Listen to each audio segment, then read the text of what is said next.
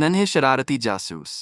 हमारे मोहल्ले की गली नंबर 5 में बच्चों का एक ग्रुप रहता था जिन्हें पूरे मोहल्ले में शरारती जासूस के नाम से जाना जाता था। इस ग्रुप में छोटे बड़े सब ही थे, मगर इन सब का सरगना था गुड्डू, एक 7 साल का बच्चा जिसकी शरारतें पूरे मोहल्ले में मशहूर थीं। गुड्डू के अलावा इस ग्रुप में पप्पू, छोटू, मिनी और बुलबुल भी शामिल थे। इनकी दुनिया खेलकूद, शरारतों और मोहल्ले के राज खोदने तक सीमित थी। किसी के घर में नया मेहमान आया हो, किसी के घर कोई खास खाने की खुशबू आ रही हो, या किसी के यहाँ चोरी हो गई हो, ये सब सबसे पहले इन्हीं शरारती जासूसों को पता चलता था। एक दिन दोपहर के वक्त जब गली सुनसान थी, गुड्डू ने सबको अपने घर के आंगन में इकट्ठा किया। दोस्तों, मैंने सुना है कि चाचा करीम बख्श के घर से दूध गायब हो रहा है। हर सुबह वे दूध वाले पर शक करते हैं, मगर दूध वाला भी बेचारा अपनी सफाई देता रहता है। गुड्डू ने गंभीरता से कहा। पप्पू ने हैरानी से पूछा, तो फिर दूध चोरी कौन कर रहा है? गुड्डू ने एक आंख दबाकर कहा, यही तो पता करना है। आज रात हमारी जासूसी की पहली मुहिम होगी। रात के वक्त गुड्डू, पप्पू, छोटू, मिनी और बुलबुल अपने घरों से चुपके से निकले। गली में हल्की हल्की चांदनी फैली हुई थी। सबने चोर पकड़ने के लिए अपने अपने तरीके सोच रखे थे। हम चाचा करीम बख्श के दरवाजे के पीछे छिपकर इंतजार करेंगे। जैसे ही चोर आएगा, हम उस पर टॉर्च मारेंगे। गुड्डू ने प्लान समझाया। सब बच्चे दुबक कर बैठ गए।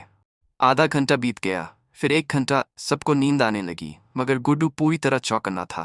अचानक आहट सुनाई दी।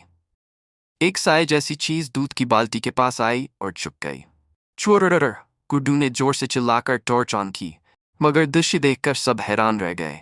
वह दूध चोर कोई इंसान नहीं, बल्कि चाचा करीम बख्श की बिल्ली थी, जो रोज रात को बाल्टी में मुंह डालकर दूध पी जाती थी।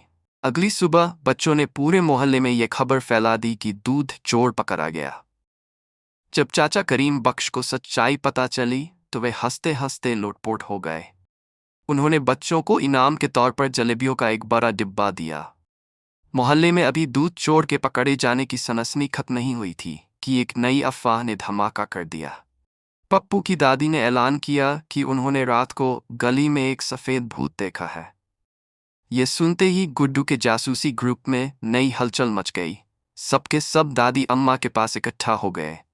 दादी, कैसा था वह भूत? मिनी ने हैरानी से पूछा।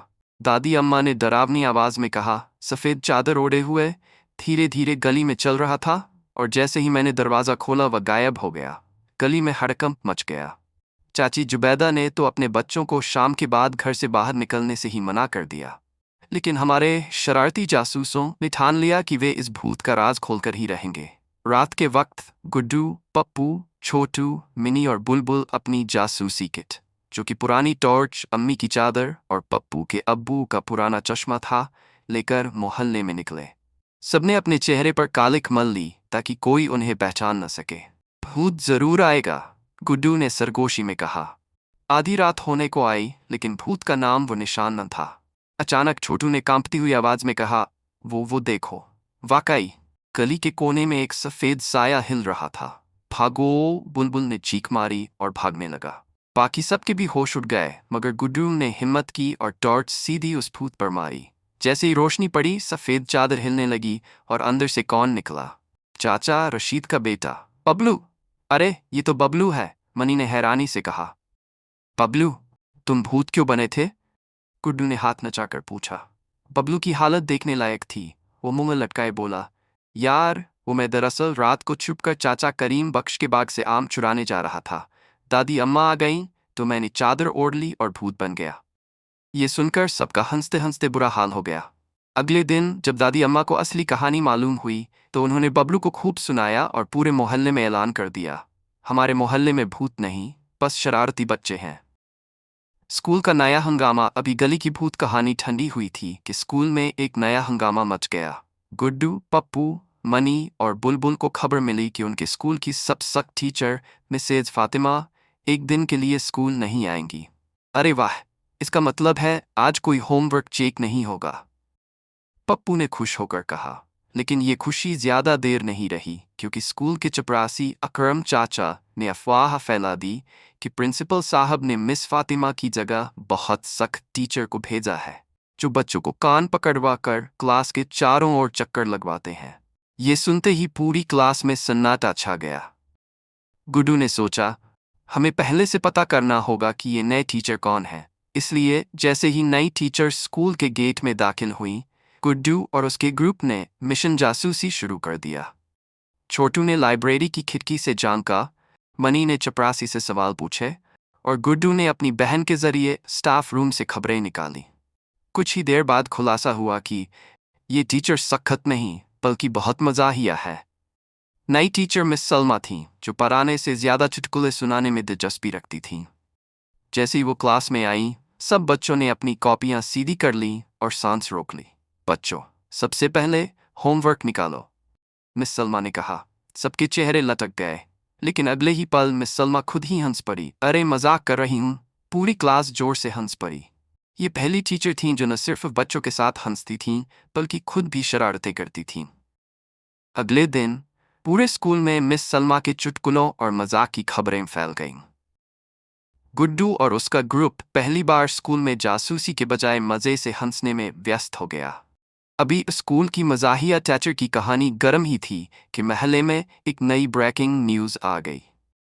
महल्ले की मशहूर गपशप की मलका खाला नसरीन ने ऐलान किया, खाला शकीला ने चुपके से दूसरी शादी कर ली है। ये सुनकर गुड्डू के जासूस ग्रुप के कान खड़े हो गए। खाला शकीला, वही जो हर किसी के बच्चों को नसीहतें देती थीं? वो तो खुद कहती थी कि इन्हें किसी की ज़रूरत नहीं, तो फिर अचानक शादी? मनी ने हैरान होकर पूछा। ये खबर कहाँ से आई खाला? खाला नसरीन ने राजदाराना अंदाज में कहा, बेटा, मैंने खुद देखा है। रात को उनके घर के बाहर एक अनजान आदमी आया था और वो दरवाजे पर जाकर चुपके चुपके बातें कर रही थीं। फिर अगली सुबह वो आदमी दोबारा आया और कुछ सामान लेकर अंदर चला गया। पूरे महल्ले में हिलचल मच गई। चाची ज़बीदा, जिन्हें हर वक्त किसी ना किसी पर तबसरा करना होता था, बोले, अरे, तो इसीलिए खाला शकीला आजकल ज़्यादा बनठिन कर रहती हैं। ये खबर जंगल की आग की तरह फैल गई। गुरु के गुरु ने फैसला किया कि वो खुद जाकर इस राज की छानबीन करेंगे। रात को गुड्डू, पप्पू, मनी और बिल्बल खाला शकीला के घर के पास जाकर दीवार के पीछे दबक गए।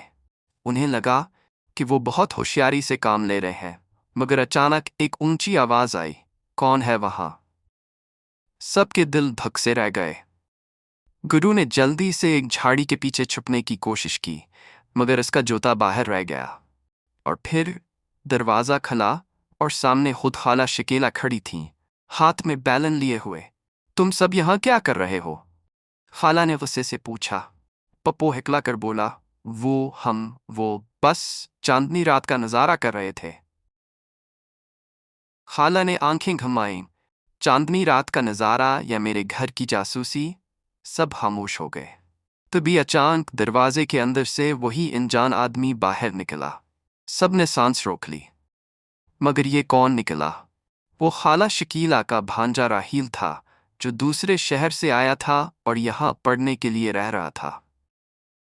ये लो भाई, जिसे तुम सब खफिया दोल्हा समझ रहे थे, वो मेरा भांजा है, खाला ने जोर से हंसते हुए कहा। ये सुनते ही गुड्डू और इसका गुरु एक दूसरे को देखने लगा। पूरा महला जिसे खफिया शादी समझ रहा था, वो दरअसल सिर्फ एक नया मेहमान था। अगले दिन जब खाला नसरीन को असल हकीकत मालूम हुई, तो वो खुद भी शर्मिंदा हो गए और बोले, अरे, मैं तो मजाक कर रही थी। अभी खाला शकीला की खफिया शादी का राज खुला ही था कि महल्ले में एक और सनसनीखेज खबर आ गई। चाची ज़बीदा का पसंदीदा परांदा गुम हो गया था। अरे, वही लाल परांदा जिस पर मैंने खुद सुनहरी गोटा लगाया था। कहीं ये भी कोई चोरी तो नहीं? चाची ज़बीदा ने गली में आकर ऐलान किया। ये सुनते ही हमारे शरारती जासूस दोबारा हरकत में आ गए। ये केस ज्यादा पेचीदा लग रहा है, गुड्डू ने संजीदगी से कहा। परांदा कहाँ से गायब हुआ? मनी ने पूछा। घर के अंदर सोफे पर रखा था, फिर अचानक गायब हो गया, चाची ज़बीदा ने जवाब दिया। गुरु के ग्रुप ने पूरे महल्ले में जासूसी शुरू कर दी। पहले उन्होंने खाला नसरीन से पूछा, जो हर खबर को बढ़ा चढ़ाकर बयान करने में माहिर थीं। अरे, मुझे लगता है कोई पुराना चोर गिरोह आया है। पिछले हफ्ते मेरी चप्पल भी गुम हो गई थी। खाला नसरीन ने संजीदगी से कहा। सबके दिल दहल गए। क्या वाकई पुराना चोर गिरोह महल में आ गया था? अचानक छोटू ने बिल्ली के पंजों के निशान देखे, जो सीधे चाची जबीदा के आंगन से बाहर जा रहे थे। सबने इन निशानात का पीछा किया और देखो, वो रहा पुरांदा, बिल्बल चलाया। पुरांदा कहाँ था? महले की वही शरारती बिल्ली जिसे सब मुनाबली कहते थे, चाची जबीदा के पुरांदे को अपने बस्तर की तरह इस्तेमाल कर रही थी। चाची जबीदा का चेहरा देखने लायक था। पहले तो वो गुस्से से बिल्ली को घूरती रहीं, फिर बोले, चलो अच्छा हुआ, चोरी का केस तो नहीं निकला। महले की ताज़ा तरीन गपशप का राज भी फाश हो चुका था। पहले दूध चोर बिल्ली, फिर भूत नमा आम चोर बबलो, खाला शकीला की हफिया शादी, और अब पुरांदा चोर बिल्ली। शरारती जासूसों ने हर केस को हल कर लिया था। हमारे बगैर तो ये महला चल ही नहीं सकता, गुड्डू ने फख्र से कहा। बिल्कुल, अब हमें कोई एवार्ड भी मिलना चाहिए, पप्पू ने कहा। और वाकई उनके एवार्ड के तौर पर चाचा करीम बख्श ने सबको ताज़ा जलेबियां खिलाईं और पूरे महल्ले में उनकी बहादुरी के चर्चे होने लगे। यहाँ पर गुरु के शरारती जासूस गिरोह की पहली मुहिम ख़त्म हुई, लेकिन उनके शरारतों और गपशप भरे कारनामे हमेशा जारी रहेंगे।